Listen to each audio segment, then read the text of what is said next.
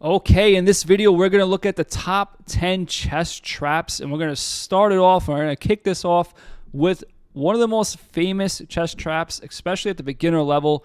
It's called Scholar's Checkmate. I'm sure if you've been playing chess at all a little bit, you fell for this checkmate at least once, if you're going to be honest. So here, what happens is we have an early queen attack, which isn't good. We shouldn't take the queen out too early.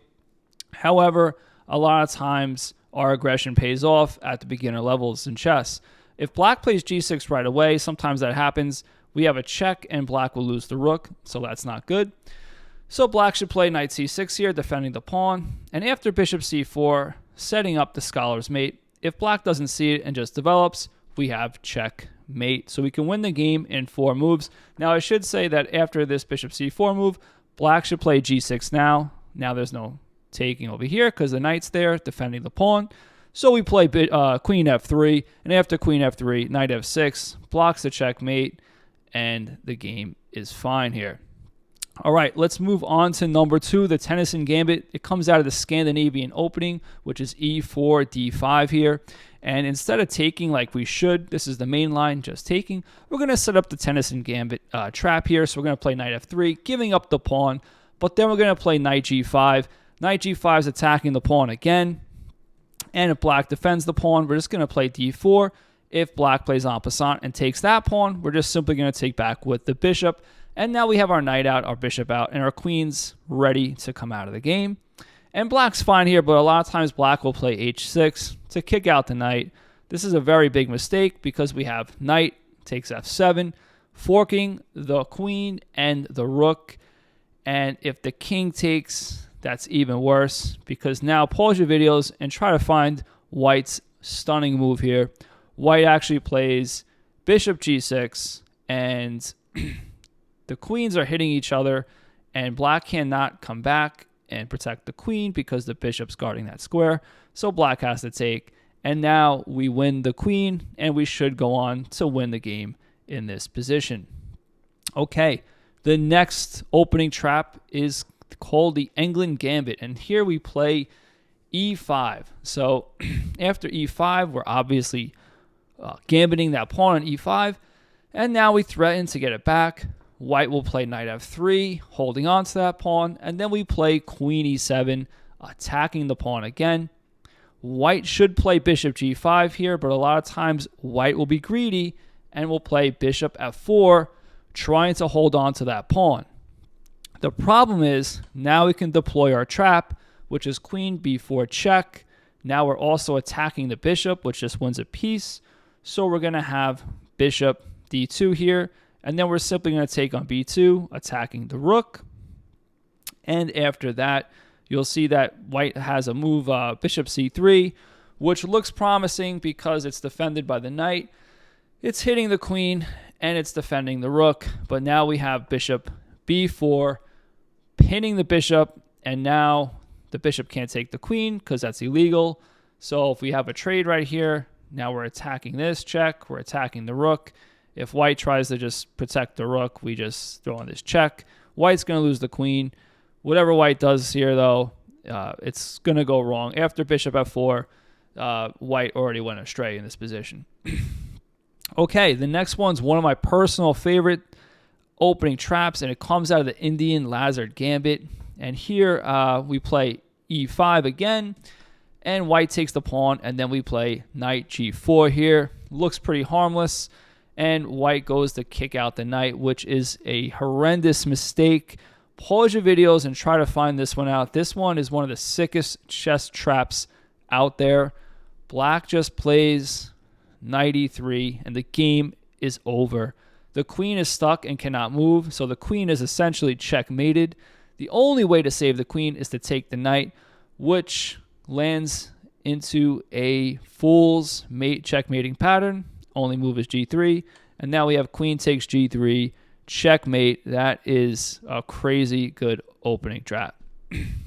All right, moving on. We got the Cambridge Springs opening trap. This comes out of the Queen's Gambit declines, and after this, you'll see after the white bishop pins the knight to the queen, we're just going to play knight d7, and after it seemingly looks like white just won a pawn here, taking advantage of the pin, because if we take, we're going to lose our queen, right? But if we look at the whole board in chess and always calculate forcing moves, we can find that we can win a piece here by simply taking the knight. And now if white takes our queen, we're simply going to throw in this check. The only way to stop the check is to block with white's queen. Then we take the queen with check. And after that, we take the bishop. We're simply up a piece, and we should go on to win this game. Okay, the next one comes out of the King's Gambit opening. This one's more specific. Specific set of moves have to be played. But here, let's say we have knight e4 here, and the bishop often comes to pin the knight. We should probably just play bishop e2 and castle here, but let's just say for the sake of the trap, we play queen e2. If the bishop takes, pause your videos, try to see what white has here. The move is knight f6, checkmate, believe it or not. There's a double check with the knight and queen, so you can't take either the knight or the queen, and the escape squares for the king are cut off by the queen and the knight. That's a pretty good one to jot down in your memory banks there. Okay, the next one is coming out of the fry liver attack. Just like Scholar's Mate, if you're a beginner, you've probably fell for the fry liver attack. And also, this is actually played in the advanced levels as well, because there's so many variations in the fry liver attack. But let's just say we have knight g5 here, attacking f7. Black should play d5 here. Or actually, there's also the Traxler, but we're not going to get into that. That's a video for another day. I actually have a video I'll link in the description below, and I'll put it at the end of the video, how to defend the fried liver attack. It's a really good video. Please make sure you checked it out. And please make sure if you like these videos to hit that subscribe button. Really does help the channel. Anyway, black should play d5 here. And after we take on d5, black should play the main line, knight a5, hitting the bishop. When the bishop retreats, then we can take, and we're totally fine here. However, what happens is oftentimes black takes the pawn here, which does not stop the fried liver attack. You're still in the fried liver attack. And here we deploy knight takes f7, and we're forking the queen and knight, the queen and rook. So black takes, but now we have queen f3 check. If the king goes into the corner, we have the nice little fancy queen sacrifice to go into checkmate. So therefore, the king has to step up to protect the knight, but then we just pile up on the pinned knight, and we're going to get our material back with compensation because black's king is in the middle of no man's land. We have a strong attack. This is a very good position for white here, and we're doing great. Okay, the next one, the 8th chess trap we're going to go over here, comes out of the Carol Khan opening, and usually here we have knight f6 or bishop f5 for the two main lines. However, knight d7 is also a main line. It's probably the third most common one used, and it's very playable. It's totally fine here. But now we're going to set up the trap with bishop c4. After knight f6, we're going to play knight g5. Again, like the fried liver attack, we're going to attack that vulnerable f7 pawn here, that f7 square. It's the most vulnerable pawn in the position before the king is castled. Now here, black has to play e6. That's pretty much forced. And now we're going to play queen e2.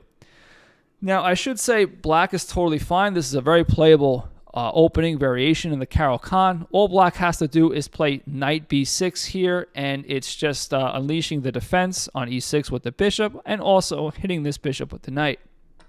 However, a lot of times players will play h6, and if they do that, the game is already over at this point. We play knight f7, crashing down in the king position, and it looks like black just wins a king to the untrained eye. I'm sorry, a knight, I should say, to the untrained eye.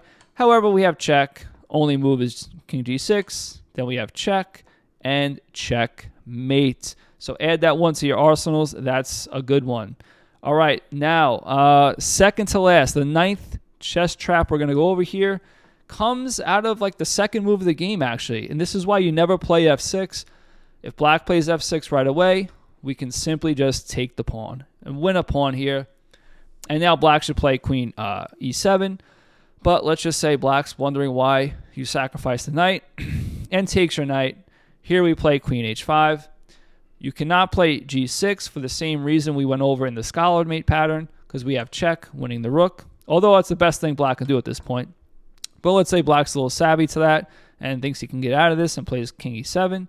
We just take this pawn, throw in a check, So now we have 2 pawns for the knight, but we're going to have much more for that because we have bishop c4 check, king goes to g6, queen f5 check, king has to go to h6, and then we have a discovered check with the bishop. Only move is the block, and then we play h4, and there's nothing black can do to stop the checkmating attack that's going to happen when we unleash the pawn, the h-file, the rook to the king. If black tries to escape, we just simply check him. He has to go back here, and then we just throw in a checkmate. So never play f6, especially in the second move of the game. That's a very bad idea. Okay, and last but not least, we have my favorite chess trap of all time. It's called Legau's mate. And here, this pretty much takes advantage of black's aggression. Black's a little overzealous here. And black pins the knight a little too early, but black is not developed enough to do a move like this. And here we just simply take the pawn. And if black's wondering why we just gave up our queen, well, we have check, and then we have checkmate. So there you have it, folks. If you like these videos, please make sure you hit that subscribe button. I'll catch you guys next time. Go play some chess.